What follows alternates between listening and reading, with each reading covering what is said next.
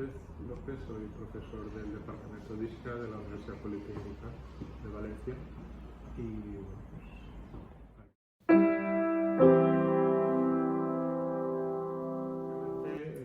estaba trabajando con un compañero de Bellas Artes en el terreno de las fallas y nos pareció que pues esta era una tecnología que a medio plazo podía ser interesante y entonces empecé a investigar.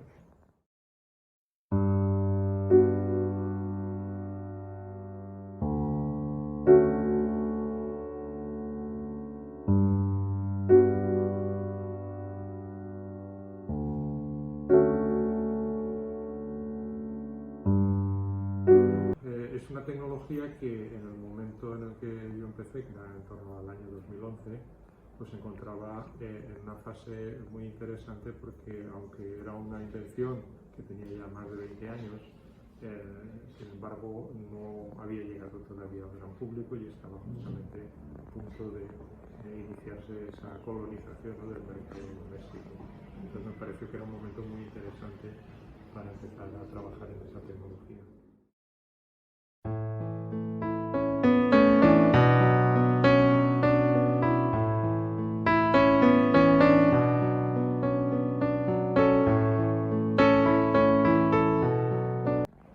Pues yo creo que la impresión 3D es una especie de superpoder, en el sentido de que una persona, un usuario, pues puede necesitar una pieza y puede, sin moverse de su mesa, obtener esa pieza fabricada en cuestión de minutos o de horas.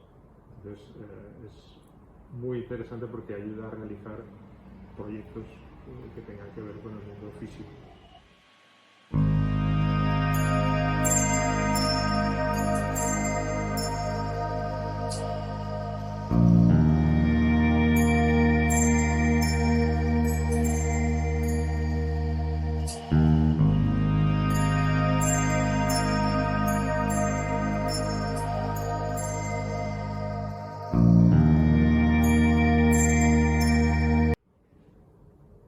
Bueno, una parte importante es la financiación. A veces convencer a un departamento que a incorporar nueva maquinaria, nuevas asignaturas, pues a veces es complicado. Y por otra parte, también es complicado introducir asignaturas nuevas en los planes de estudio porque es algo que sucede con un ritmo relativamente lento.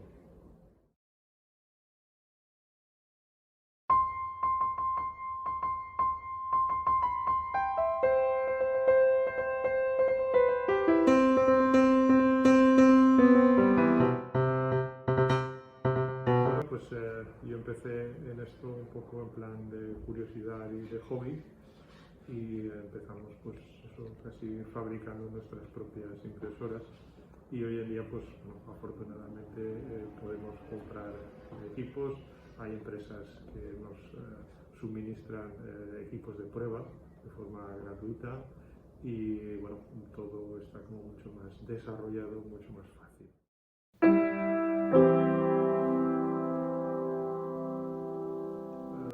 Indudablemente el usuario que quiera trabajar en impresión 3D pues se va a beneficiar mucho de tener unos conocimientos de diseño 3D. De alguna manera es un poco el complemento perfecto. De otro modo, pues uno se queda solamente reducido a poder reproducir los diseños de otros. Es interesante poder generar los propios para cubrir aquellas necesidades específicas que uno va encontrando.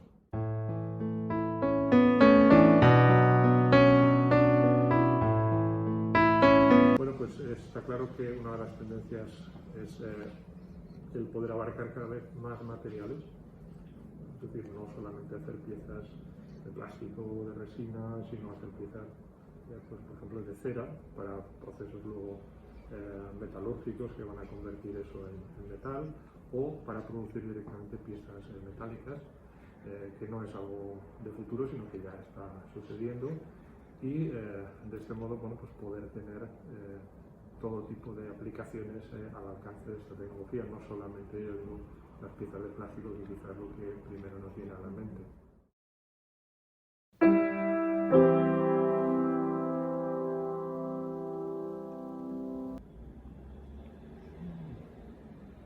No es fácil.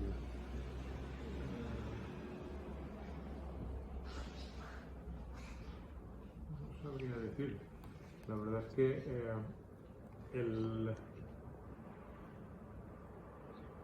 el desarrollo de todas estas tecnologías está siendo quizá más rápido de lo que uno se imaginaba, y en ese sentido, pues bueno, habría sido bueno saber qué direcciones eran las que iba a tomar.